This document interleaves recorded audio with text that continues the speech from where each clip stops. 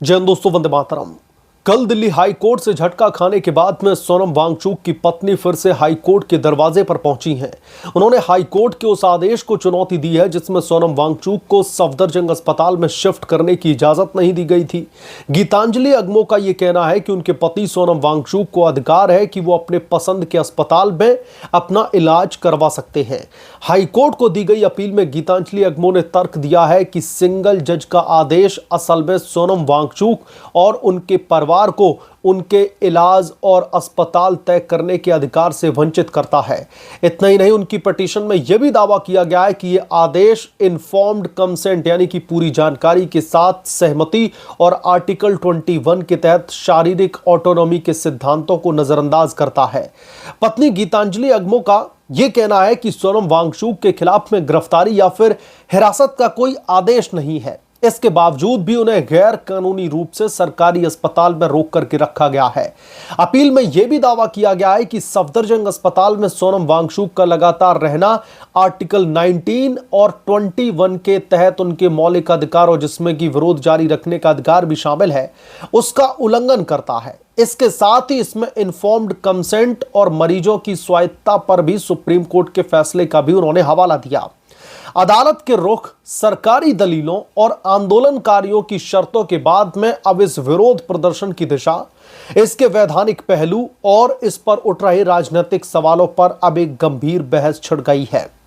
जिन अधिकारों की बात गीतांजलि अगमो, जो कि सोनम वांगचुक की पत्नी है, वो कर रही है, उनमें कितनी सच्चाई है और क्या जबरन सोनम वांगचुक को सफदरजंग अस्पताल में भर्ती कराया गया, सब कुछ इस रिपोर्ट में हम डिटेल में जानेंगे। दिल्ली हाई कोर्ट में न्यायमूर्ति मिनी पुष्करना की पीठ ने सोनम वांगचुक की पत्नी गीतांजलि अगमो के द्वारा दायर उस याचिका पर सुनवाई की थी जिस पर कल फैसला आया, जिसमें वांगचुक को सफदरजंग अस्पताल से डिस्चार्ज करके एक प्राइवेट हॉस्पिटल में ट्रांसफर करने की मांग की गई थी। सोनम वांगचुक का यह हालिया आंदोलन नीट की परीक्षा में जो धांधली कथित तौर पर हो रही है, शिक्षा व्यवस्था पर जवाबदेही के मुद्दों को लेकर के शुरू हुआ था। हालांकि विश्लेषकों और आलोचकों का यह मानना है कि समय के साथ साथ आंदोलन का जो मूल ढांचा था और इसके पीछे के एजेंडे बदलते दिखाई दिए। परीक्षा सुधारों से शुरू हुआ यह प्रदर्शन लद्दाख के स्वायत्तता मुद्दों, धारा 370 के संदर्भों और व्यापक नीतिगत बहसों से जुड़ता चला गया। आलोचकों का तर्क है कि जब कोई आंदोलन छात्र हितों के दायरों से बाहर निकल करके बहुआयामी राजनीतिक मांगों का केंद्र बन जाता है तो उसकी विश्वसनीयता पर भी सवाल उठना स्वाभाविक है। जब जंतर मंतर पर अनशन से प्रशासनिक दबाव नहीं बन सका तो मामला हाई कोर्ट में एक प्राइवेट हॉस्पिटल में शिफ्ट करने की मांग और बुनियादी अधिकारों के हनन की दलीलों तक पहुंच गया। कोर्ट के द्वारा राज्य की जिम्मेदारी को प्राथमिकता दिए जाने से याचिकाकर्ता की मुख्य मांगें निष्प्रभावी साबित हो रही हैं। अनशन तोड़ने के लिए सांसदों और राजनीतिक नेताओं के द्वारा संसद में मुद्दा उठाने के आश्वासन की शर्तें रखना यह दिखाता है कि आंदोलन अब प्रशासनिक समाधान के बजाय राजनीतिक समर्थन जुटाने की राह पर है। वहीं जंतर मंतर और मीडिया के सामने सोनम वांगचुक की पत्नी गीतांजलि अगमो ने एक राजनीतिक सशर्त बयान जारी किया है। उन्होंने कहा है कि यदि विपक्षी या फिर राजनीतिक दलों के नेता अस्पताल में आकर के सोनम वांगचुक से मुलाकात करें और यह आश्वासन दें कि वो संसद के आगामी मानसून सत्र में शिक्षा सुधार या फिर अन्य मुद्दों को उठाएंगे तो वांगचुक अपना अनशन समाप्त कर सकते हैं। इस बयान के बाद में आलोचकों का यह भी मानना है कि जो आंदोलन विशुद्ध रूप से स्वास्थ्य, शिक्षा या फिर प्रशासनिक सुधारों के नाम पर शुरू हुआ था, वो अब राजनीतिक सौदेबाजी और बयान की गिरफ्त में आ गया है। अब ऐसा लग रहा है कि सोनम वांगचुक के साथ साथ जितने भी लोग इसमें इन्वॉल्व हैं वो अब परीक्षा में सुधार नहीं बल्कि सरकार के साथ में सौदेबाजी करना चाहते हैं। सोनम वांगचुक का यह आंदोलन अब राजनीतिक सौदेबाजी के बैनर तले चलता दिख रहा है। आप लोग समझिए कि यह आंदोलन नीट परीक्षा में हुई कथित धांधली के तौर पर शुरू किया जाता है। इतने दिनों तक अड़े रहते जब इनको लगता है कि इस आंदोलन से कोई प्रशासनिक दबाव बन नहीं रहा है, प्रशासन के ऊपर कोई खासा इसका असर पड़ता दिख नहीं रहा है, तो फिर इस मामले में राजनेताओं की एंट्री होती है। धारा 370 का जिक्र किया जाने लगता है, आर्टिकल 370 को दोबारा से बहाल किया जाए, इस तरीके की चर्चाएं होने लगती हैं। उमर खालिद के समर्थन में नारेबाजी होने लगती है। जंतर मंतर को एक राजनीतिक अड्डा बना दिया जाता है नेताओं के द्वारा इस आंदोलन के नाम पर।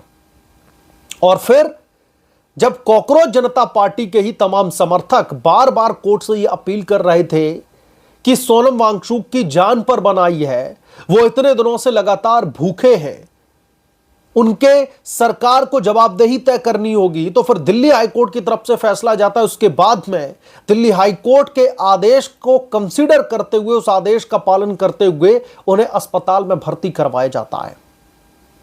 अब आप लोग समझिए कि जब सोनम वांगचुक की दाल नहीं गली, जब इस प्रोटेस्ट की दाल नहीं गली, तो उन्हें लगा कि अब ऐसे अगर इस आंदोलन से हम हटेंगे तो यकीनन तौर पर विपक्ष के सामने भी हमारी फजीयत होगी और इस देश की जनता के सामने भी हमारी फजीयत होगी, क्योंकि अब यह आंदोलन छात्रों के हित का आंदोलन लग नहीं रहा था। और अगर ऐसे ही बैकफुट पर जाते हैं तो जो विपक्ष आकर के कंधे से कंधा मिलाकर के खड़ा हो गया था, वो विपक्ष भी इनके साथ में खड़ा होगा नहीं। यानी कि चारों तरफ से फजीयत की स्थिति। तो ऐसे में अब सोनम वांगचुक इस आंदोलन की राजनीतिक सौदेबाजी करते दिख रहे हैं। साफ तौर पर यह कह रहे हैं कि जो सत्र शुरू होने वाला है अभी संसद का, और कह रहे हैं कि अगर जो परीक्षाएं हैं उसमें सुधार को लेकर अगर चर्चा होती है सदन के पटल पर, तो वो अनशन तोड़ने के लिए तैयार हैं। सदन के पटल पर तो वैसे भी चर्चा होती। आपको पता है कि इस देश का विपक्ष ऐसे मुद्दों को कभी दबने नहीं देता। वो जरूर अपने राजनीतिक नंबर बनाने के लिए इस मामले पर सदन में चर्चा करते। तो फिर इस आंदोलन का मतलब क्या था? इस आंदोलन के जरिए सोनम वांगचुक और कथित तौर पर जो कॉकरोच जंतर मंतर पर इकट्ठा हुए थे, वो इस देश की जनता को संदेश क्या देना चाहते थे? सरकार से अपनी कौन सी डिमांड पूरी करवाना चाहते थे? या फिर वहां पर साधु संतों का अपमान करवाने के लिए, या फिर वहां पर जो नाम रहेगा अल्लाह का, इस तरीके के नारे लगवाने के लिए, उमर खालिद के समर्थन के लिए क्या यह आंदोलन गठित किया गया था? क्या आर्टिकल 370 पर दोबारा से एक देश की आबो हवा बिगाड़ने के लिए यह पूरा का पूरा आंदोलन खड़ा किया गया था? तो अब लोगों को समझ में नहीं आ रहा, और लोगों से ज्यादा अब कंफ्यूज आंदोलनकारी कर रहे हैं। और सबसे बड़ी बात पता क्या है कि देश के इतिहास में अगर इसे आंदोलन के तौर पर भी कभी किसी को पढ़ाया या फिर बताया भी गया, तो मुझे लगता है कि यह कहीं ना कहीं एक बहुत बड़ी बेईमानी होगी, क्योंकि यह आंदोलन नहीं था, यह एजेंडा था। यह सिर्फ और सिर्फ आंदोलन के बैनर तले एक राजनीतिक एजेंडा चलाने की बहुत बड़ी साजिश रची गई थी, और यह साजिश कोर्ट ने ही पूरी तरीके से बेनकाब कर दी है। अब हालात ये आ चुके हैं कि अब सोनम वांगचुक साहब ये कह रहे हैं कि बस आप इस मामले को लेकर सदन में चर्चा कर लीजिए, हम अनशन तोड़ने के लिए तैयार हैं। अभी तो आप धर्मेंद्र प्रधान का इस्तीफा मांगने पर तुले थे, और जब जंतर मंतर से सोनम वांगचुक को उठा करके अस्पताल में भर्ती करवाया गया, उनकी सेहत को कंसीडर करते हुए, उनकी सेहत ठीक रहे, तो कॉकरोच जनता पार्टी का मुखिया अभिजीत दीपके कह रहा था कि अब वो धर्मेंद्र प्रधान का इस्तीफा नहीं, अब वो प्रधानमंत्री नरेंद्र मोदी का इस्तीफा मांगेगा और वो आमरण अनशन पर बैठेगा। कहां चले गए ये सारे दावे? कहां हवा हवाई हो गए आपके ये राजनीतिक ख्वाब? मसलन इस मामले पर आपकी क्या राय है? आप क्या सोचते हैं? हमें कमेंट करके जरूर बताएं। जल्द मिलूंगा किस दूसरे बड़े अपडेट के साथ में, तब तक के लिए धन्यवाद। अगर आप लोग चैनल पर नए हैं तो प्लीज चैनल को सब्सक्राइब करें, साइड बने बेल आइकन को जरूर प्रेस करें, ताकि जब भी मैं कोई बड़ी खबर लेकर के आऊं तो इसकी जानकारी सबसे पहले आपको मिले।